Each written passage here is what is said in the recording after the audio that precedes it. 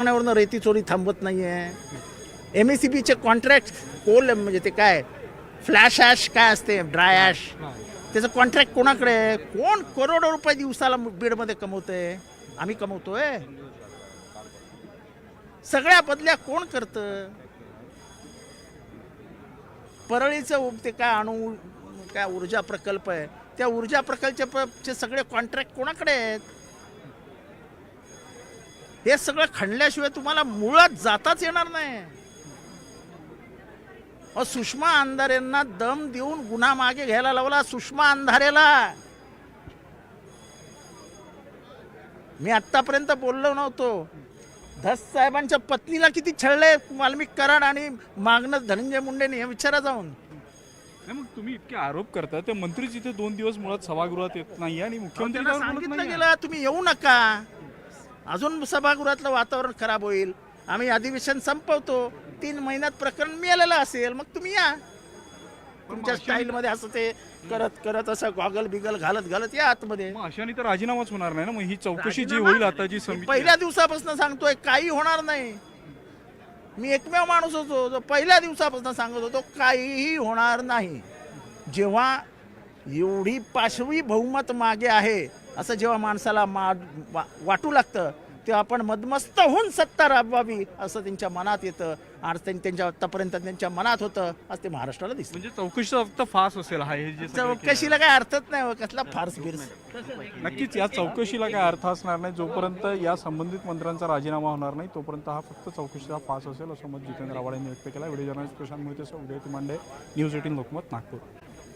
इकडे बीड हत्याकांड प्रकरणात धनंजय मुंडे यांना भोवणार का अशी चर्चा राजकीय वर्तुळात सुरू झाली आहे. कारण बीड जिल्ह्यातील सरपंच हत्या प्रकरणात धनंजय मुंडे यांचा विश्वास वाल्मिक कराड याचं नाव सातत्यानं समोर येत आहे. वाल्मिक कराडवरून विरोधकांनी सुद्धा सत्ताधाऱ्यांना भंडावून सोडलंय. त्यावर कुणालाही सोडणार नाही असं विधानसभेत मुख्यमंत्री देवेंद्र फडणवीस यांनी सांगितलं. त्यामुळे मंत्रिमंडळात खातेवाटपाच्या आधीच धनंजय मुंडे सर्वपक्षीय निशाण्यावर आहेत. भाजपच्या केंद्रीय नेतृत्वाकडूनही याबद्दल तीव्र नाराजी व्यक्त करण्यात आल्याची माहिती आहे. खातेवाटपाच्या आधीच धनंजय मुंडे यांची मोठी अडचण झाली असून त्यांना हलकं खातं मिळणार की थेट मंत्रिमंडळातून नारळ दिला जाणार याची चर्चा नागपुरात सुरू झाली आहे. आणि थेट जाऊयात नागपूरला. राहुल झोरी आपले प्रतिनिधी आपल्यासोबत जोडले गेले आहेत. राहुल, धनंजय मुंडे यांच्या कार्यकर्त्याचं नाव आल्यानंतर काय नेमकं पुढे होऊ शकतं? सत्ताधाऱ्यांमध्येही अनेकांना असं वाटतं की धनंजय मुंडे यांच्यावर कारवाई व्हावी. अगदी मिलिंद, ज्या पद्धतीनं ही हत्याकांड घडलं आणि त्यानंतर लगेचच धनंजय मुंडे यांनी शपथ घेतली, ज्याचं नाव वारंवार यामध्ये गोवलं जाते किंवा वारंवार सगळ्या माध्यमांपासून ते राजकीय निशाण्यावर असणारं वाल्मिक कराड, जे की परळीचे माजी नगराध्यक्ष आहेत. आणि ज्या ज्या ठिकाणी आपण बघितलं असेल पंकजा मुंडे यांनी देखील वारंवार उल्लेख करताना जाहीर भाषणामध्ये ज्यांच्याशिवाय धनंजय मुंडे यांचं पानही हलत नाही असं वाल्मिक अण्णा असा यांचा उल्लेख केला होता, त्यांचं नाव या प्रकरणात येते. आणि त्यामुळं सर्वपक्षीय नेत्यांच्या निशाण्यावर कुठे ना कुठे धनंजय मुंडे आलेत. याच बाजूनं निष्कलंकित मंत्रिमंडळ असावं ह्या जो आग्रह केंद्राचा होता, धनंजय मुंडे यांचं नाव येताच ही झालेली हत्या आणि त्यावरून राज्यात झालेली कायदा व सुव्यवस्था प्रकरणावरून केंद्राची देखील यावर नजर आहे. आज ज्या पद्धतीनं वारंवार उल्लेख झाला कोणालाही सोडलं जाणार नाही, याचाच अर्थ जर वाल्मिक कराड यांचा त्याच्यामध्ये समावेश असेल तर त्यांना देखील तात्काळ अटक होईल आणि या सगळ्या प्रकरणात CDR तपासले जावेत अशी देखील मागणी होते. या संपूर्ण गोष्टींमधून आता धनंजय मुंडे यांना अगदी अजून खातेवाटप झालेलं नसताना देखील अशा पद्धतीनं त्यांच्यावर होणारे आरोप किंवा थेट संबंध ही त्यांची मोठी अडचण ठरू शकते. हलकं खातं मिळणार की थेट मंत्रिमंडळाच्या खातेवाटपाच्या आधीच धनंजय मुंडे यांना मंत्रिमंडळातच नारळ मिळणार ही देखील चर्चा जोर धरते. त्यामुळं नेमकी काय कारवाई होते आणि यासोबतच केंद्रीय भाजप यामध्ये कशा पद्धतीनं हस्तक्षेप करते हे देखील पाहावं लागेल. बर, राहुल तू राहच आपल्यासोबत. प्रणाली कापसे सुद्धा आपल्यासोबत जोडले गेलेत. प्रणाली, आता या सगळ्यात विरोधक अधिक आक्रमक होताना दिसत आहेत, काय आणखीन माहिती आहे?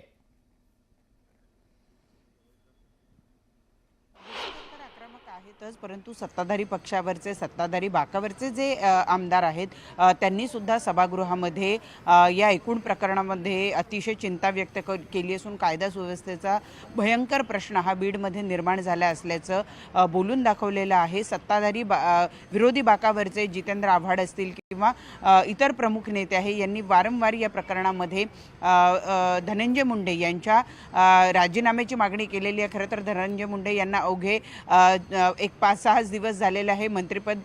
पदाची शपथ घेऊन अजून खातेवाटप सुद्धा झालेलं नाही. असं असताना नाव जाहीर केल्यानंतर मुळात आपण जर बघितलं तर धनंजय मुंडे यांचं नाव सुद्धा जाहीर व्हायला खूप उशीर झालेला होता, खूप वेळ लागलेला होता. त्याला सुद्धा कारण हे देशमुख प्रकरण, सरपंच देशमुख हत्या प्रकरणच आहे.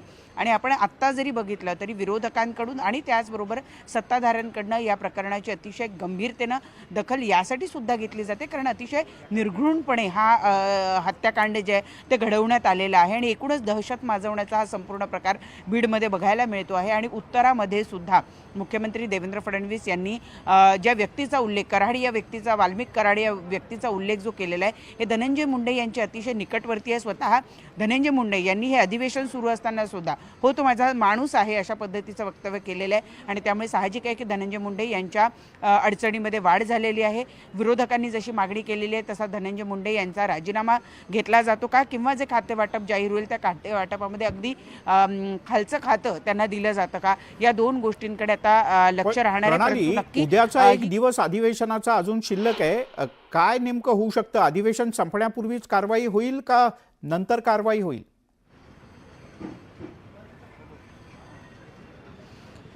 खरं तर विरोधकांची मागणी हीच आहे. सातत्यानं आपण जर एकूणही बघितलं की मुख्यमंत्री ज्यावेळेला उत्तर देत होते त्यावेळेला टाईमलाईन सांगा, टाईम फ्रेम सांगा अशा पद्धतीचे विरोधकांचे सातत्यानं मागणी होती. आणि त्यावर सुद्धा मुख्यमंत्री यांनी असं सांगितलेलं आहे की संपूर्ण चौकशी केली जाईल, साधारणतः 3 ते 6 महिन्याच्या आत संपूर्ण चौकशी संपवली जाईल असं आश्वासन मुख्यमंत्र्यांनी या ठिकाणी दिलेलं आहे.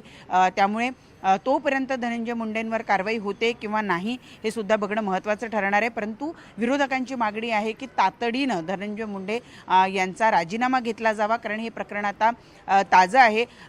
जास्त कालावधी गेला तर त्या प्रकरणावर कुठेतरी पांघरूण घातलं जाईल किंवा दुर्लक्ष केलं जाईल आणि त्यामुळे प्रकरणाचं गांभीर्य लक्षात घेऊन अधिवेशनाच्या कालावधीतच धनंजय मुंडे यांचा राजीनामा घेतला जावा अशी विरोधकांची मागणी या ठिकाणी आपल्याला बघायला मिळते.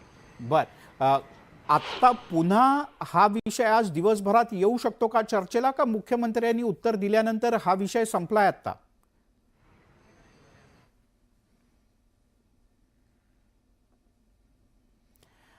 प्रणाली कापसे आपल्या प्रतिनिधी आपल्यासोबत जोडल्या गेल्या होत्या. राहुल झोरी आपले प्रतिनिधी आपल्यासोबत होते.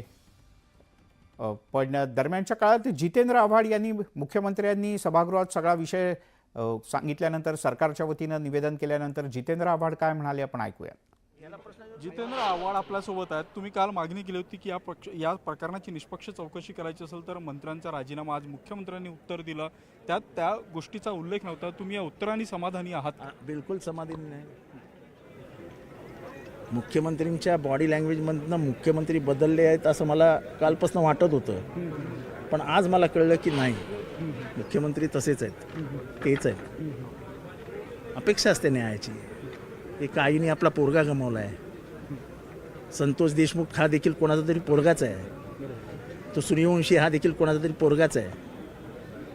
तुम्ही संतोष म्हणजे सूर्यवंशीचं तर हे असं लाथोडून फेकून दिलं की त्याला त्याच्या मृत्यूला काही म्हणजे त्यांनी मृत्यू स्वतःच काहीतरी करून घेतला असं दाखवत आहे.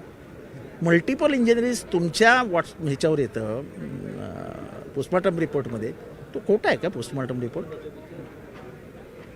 तो खोटा आहे. हे शॉकिंग आहे सगळं. असं इतकं माणसाने निर्दयी संवेदनशीलता सोडून देणं महाराष्ट्राच्या हिताचं नाही. महाराष्ट्राचा पुढचा रस्ता किती खडतर असणार आहे हे याच्यावरून दिसतं. पण मुख्यमंत्र्यांनी आता एसपींची बदली केलेली आहे. जे दोषी पोलीस ते जाऊ द्या हो. मेन कोण आहे?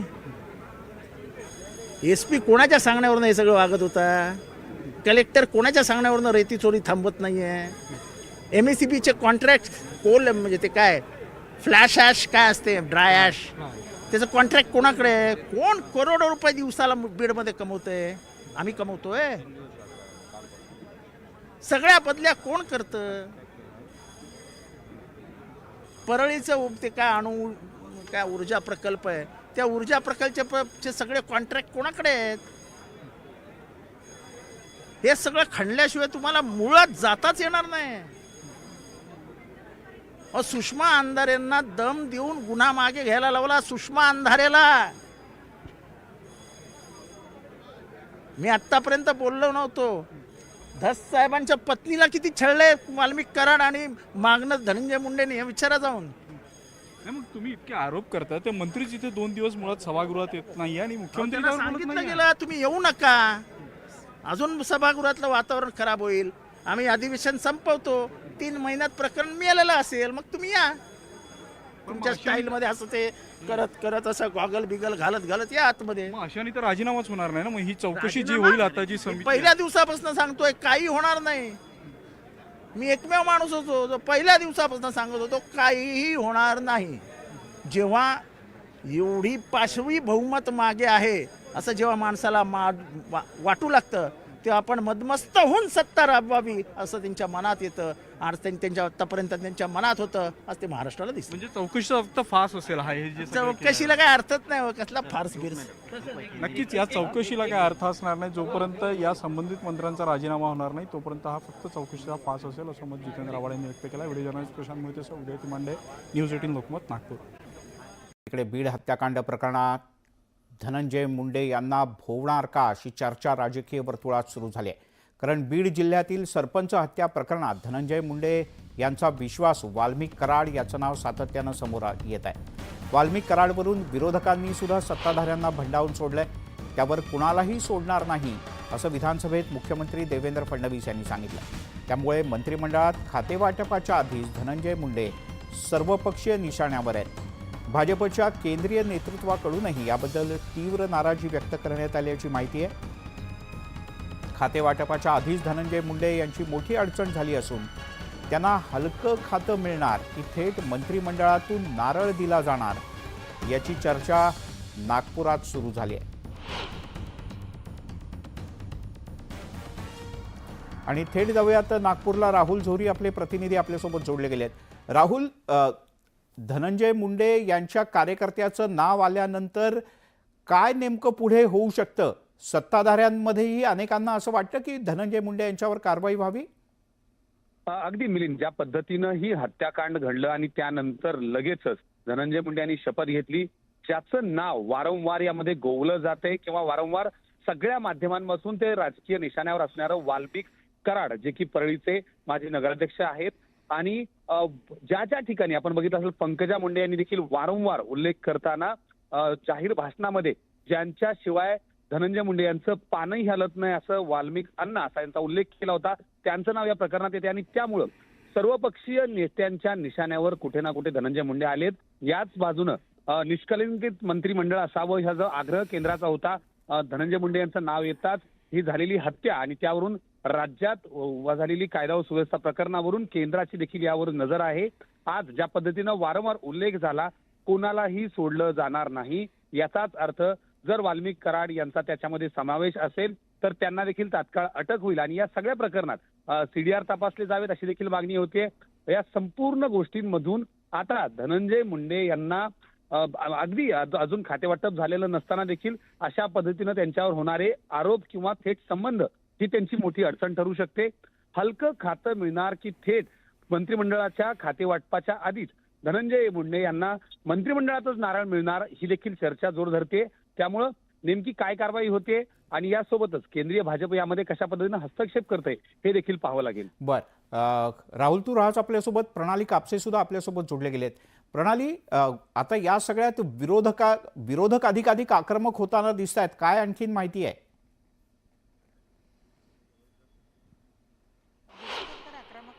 परंतु सत्ताधारी पक्षावरचे, सत्ताधारी बाकावरचे जे आमदार आहेत त्यांनी सुद्धा सभागृहामध्ये या एकूण प्रकरणामध्ये अतिशय चिंता व्यक्त केली असून कायदा सुव्यवस्थेचा भयंकर प्रश्न हा बीडमध्ये निर्माण झाला असल्याचं बोलून दाखवलेलं आहे. सत्ताधारी विरोधी बाकावरचे जितेंद्र आव्हाड असतील किंवा किंवा इतर प्रमुख नेते आहे यांनी वारंवार या प्रकरणामध्ये धनंजय मुंडे यांच्या राजीनाम्याची मागणी केलेली आहे. खरं तर धनंजय मुंडे यांना अवघे एक 5-6 दिवस झालेले आहे.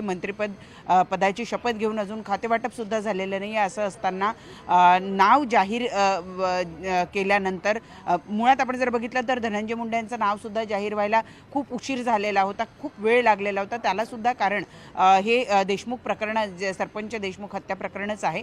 आणि आपण आत्ता जरी बघितलं तरी विरोधकांकडून आणि त्याचबरोबर सत्ताधाऱ्यांकडनं या प्रकरणाची अतिशय गंभीरतेनं दखल यासाठी सुद्धा घेतली जाते कारण अतिशय निर्घृणपणे हा हत्याकांड जे आहे ते घडवण्यात आलेलं आहे आणि एकूणच दहशत माजवण्याचा हा संपूर्ण प्रकार बीडमध्ये बघायला मिळतो आहे. आणि उत्तरामध्ये सुद्धा मुख्यमंत्री देवेंद्र फडणवीस यांनी ज्या व्यक्तीचा उल्लेख, कराड या व्यक्तीचा, वाल्मिक कराड या व्यक्तीचा उल्लेख जो केलेला आहे हे धनंजय मुंडे यांचे अतिशय निकटवर्ती आहे. स्वतः धनंजय मुंडे यांनी हे अधिवेशन सुरू असताना सुद्धा हो तो माझा माणूस आहे अशा पद्धतीचं वक्तव्य केलेलं आहे. आणि त्यामुळे साहजिक आहे की धनंजय मुंडे यांच्या अडचणीमध्ये वाढ झालेली आहे. विरोधकांनी जशी मागणी केलेली आहे तसा धनंजय मुंडे यांचा राजीनामा घेतला जातो का, किंवा जे खातेवाटप जाहीर होईल त्या खातेवाटपामध्ये अगदी खालचं खातं त्यांना दिलं जातं का, या दोन गोष्टींकडे आता लक्ष राहणार आहे. उद्याचा एक दिवस अधिवेशनाचा अजून शिल्लक आहे. काय नेमकं होऊ शकतं? अधिवेशन संपण्यापूर्वीच कारवाई होईल का नंतर कारवाई होईल?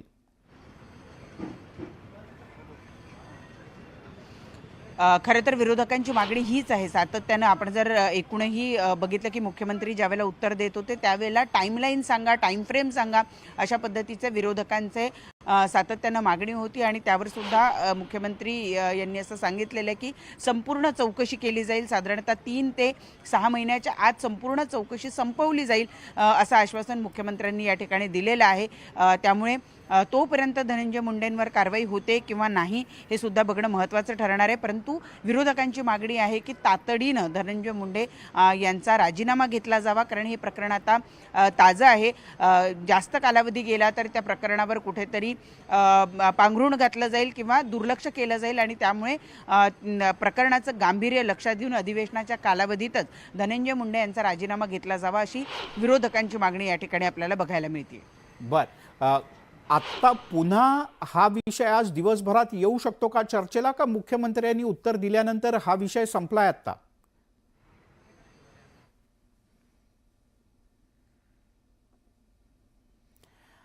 प्रणाली कापसे आपल्या प्रतिनिधी आपल्यासोबत जोडल्या गेल्या होत्या. राहुल झोरी आपले प्रतिनिधी आपल्यासोबत होते.